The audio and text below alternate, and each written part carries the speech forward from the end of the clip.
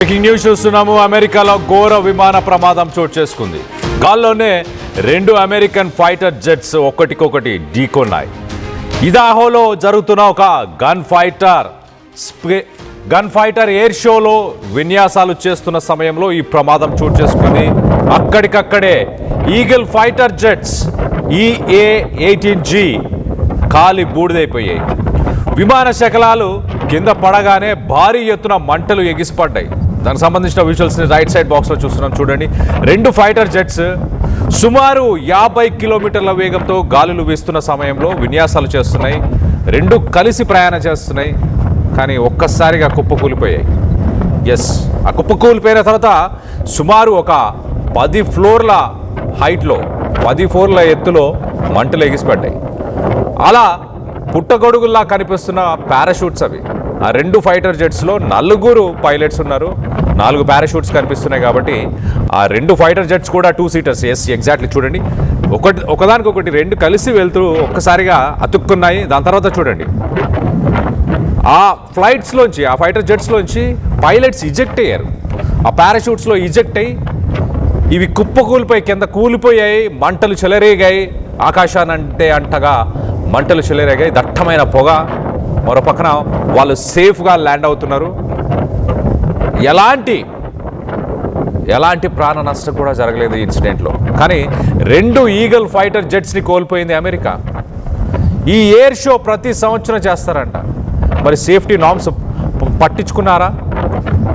ఆ రోజు 50 కిలోమీటర్ ఈ ఇన్సిడెంట్ జరిగిన సమయానికి 50 కిలోమీటర్ల వేగంతో గాలులు వీస్తున్నాయి. 50 కిలోమీటర్ల వేగంతో చూడండి ఎంతగా మంటలు ఎగిసిపడ్డాయో. ఫైటర్ జెట్స్లో యూజ్ చేసే ఆ ఫ్యూయల్ ఏదైతే ఉంటుందో, ఆ ఫ్యూయల్ చాలా హైలీ ఇన్ఫ్లేమబుల్. అంటే ఊరికే మంటలు చాలా ఈజీగా అంటుకుంటాయి, అలాగే వ్యాపిస్తాయి చాలా ఫాస్ట్గా.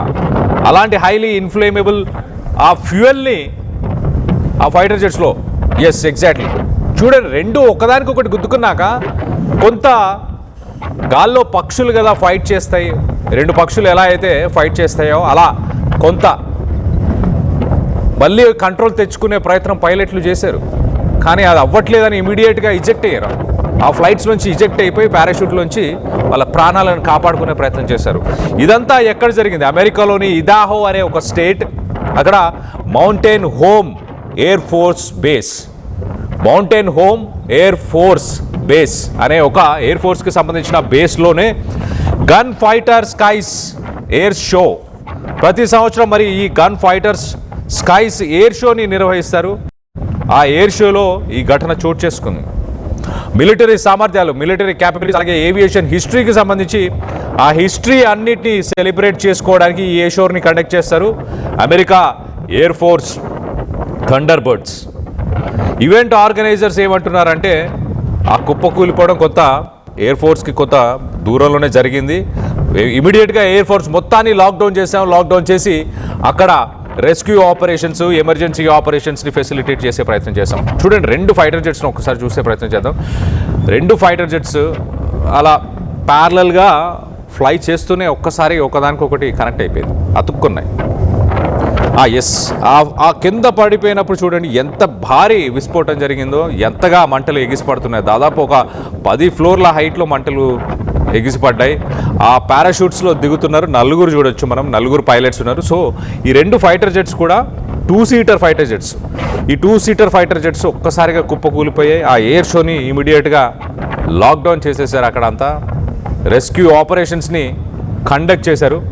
సో పారాషూట్ సాయంతో 4 పైలట్లు బయటపడ్డారు. విమాన ప్రమాదంతో ఇటు మౌంటైన్ హోమ్ ఎయిర్ బేస్ని ఇమీడియట్గా అధికారులు మూసేశారు, ఒక లాక్డౌన్ చేశారు. ఈ విషయాన్ని వీక్షించడానికి, ఎయిర్ షో అనగానే సాధారణంగా ఈ ఎయిర్ షోస్ని చూడడానికి ఎంతోమంది వస్తుంటారు. వాళ్ళు చాలామంది ఈ వీడియోస్ని ప్రస్తుతానికి సోషల్ మీడియాలో క్యాప్చర్ చేసిన ఆ వీడియోస్ సోషల్ మీడియాలో ప్రస్తుతానికి వైరల్ అవుతున్నాయి.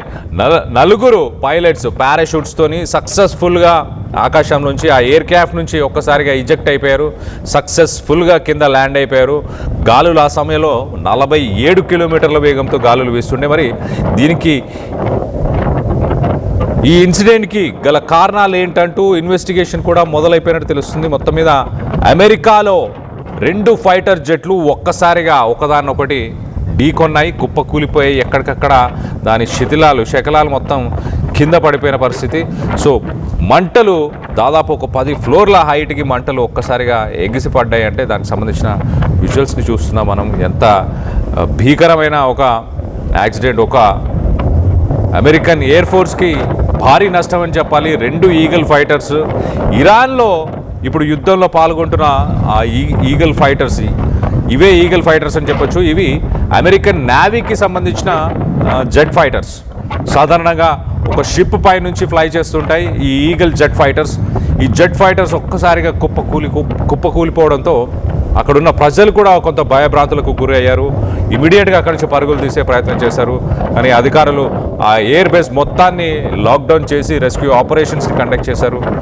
ఆ 4 పైలట్లు మాత్రం నలుగురు పైలట్లకి గాయాలేమీ అవ్వలేదు. అదృష్టవశాత్తు 4 సురక్షితంగా ఉన్నట్టు తెలుస్తుంది, సేఫ్గా ల్యాండ్ అయ్యారు. చూడండి ఆ విషయాలు చూడండి. ఎగ్జాక్ట్లీ 2 ఒకదానికొకటి కనెక్ట్ అయిన తర్వాత టచ్ అయిన వెంటనే ఒక్కదానికొకటి టచ్ అయినాయి. దాని తర్వాత పైనకి లేచే ప్రయత్నం చేసాయి, కొంచెం విడిపోయే ప్రయత్నం చేసినట్టు కూడా కనిపిస్తుంది. ఒక 5 సెకండ్స్ కంట్రోల్ని మళ్ళీ తీసుకునే ప్రయత్నం పైలట్లు చేశారు. కానీ ఇంకా లాభం లేదు అని అర్థమైపోయింది.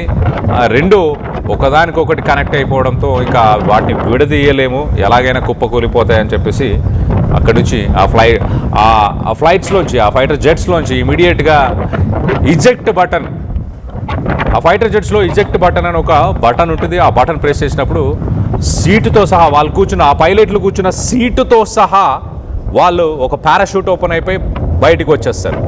సో సీటుతో సహా ఎగ్జాక్ట్లీ మనం చూసాం కదా, అదేదో ఒక గన్ పేల్చినట్టు మంటలు కనిపిస్తున్నాయి చూడండి. ఎగ్జాక్ట్లీ దాంట్లో ఆ మంటలు అవి ఆ ఫైటర్ ఆ పైలట్స్ ఎవరైతే ఉన్నారో ఆ పైలట్స్ సీట్స్ని ఇజెక్ట్ కొట్టి, అంటే పారాషూట్స్ని ఓపెన్ చేయడానికి ప్రెస్ చేసినప్పుడు ఆ పైన ఉన్న గ్లాస్, మొదటగా వాళ్ళు కూర్చొని ఉన్నప్పుడు దానిపైన ఒక గ్లాస్ ఉంటుంది, ఆ గ్లాస్ ఓపెన్ అవుతుంది. ఇమీడియట్గా ఆ సీటుతో సహా ఇమీడియట్గా బయటకు వచ్చేస్తారు. దాని తర్వాత పారాషూట్స్ ఓపెన్ అయిపోతాయి.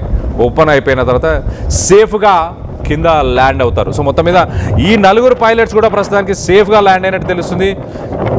ఈ దుర్ఘటనకు సంబంధించి ప్రస్తుతానికి అమెరికా ఒక ఇన్వెస్టిగేషన్ని నడుపుతుంది. ఏదైనా కుట్ర కోణం ఉందా, దీని వెనక ఏదైనా టెక్నికల్ ఇష్యూ ఉందా? అమెరికాకు సంబంధించి ఈ మధ్యకాలంలో మనం చూసాం ఆఫ్ఘనిస్తాన్ నుంచి, అలాగే ఇతర దేశాలకు సంబంధించిన వ్యక్తులని అరెస్టులు చేస్తున్నారు. దానికి నిరసనగా ప్రెసిడెంట్ పైన అటాక్ చేసే ప్రయత్నం చేశారు, వైట్ హౌస్ పైన అటాక్ చేసే ప్రయత్నం చేశారు. అలాంటి కుట్ర ఏమైనా ఇక్కడ ఇన్వాల్వ్ అయి ఉందా అన్న కోణంలో కూడా అమెరికన్ ప్రభుత్వం ఇప్పుడు ప్రస్తుతానికి ఇన్వెస్టిగేషన్ చేస్తుంది. దీనికి సంబంధించి మీరేమనుకుంటున్నారో? అదృష్టవశాత్తు ఆ 4 పైలట్లు బతికారని మీరు భావిస్తున్నారా? అదృష్టం ఉంది కాబట్టే ఇవాళ భూమి మీద ఉన్నారని భావిస్తున్నారా? 2 ఫైటర్ జెట్లు కూలిపోవడంతో అమెరికాకు భారీ నష్టం, దాదాపు 100 కోట్ల నష్టం అని చెప్పొచ్చు ఒక రకంగా. దీనికి సంబంధించి మీ అభిప్రాయాలు ఏంటనేది కింద కామెంట్ రూపంలో తెలియపరచండి.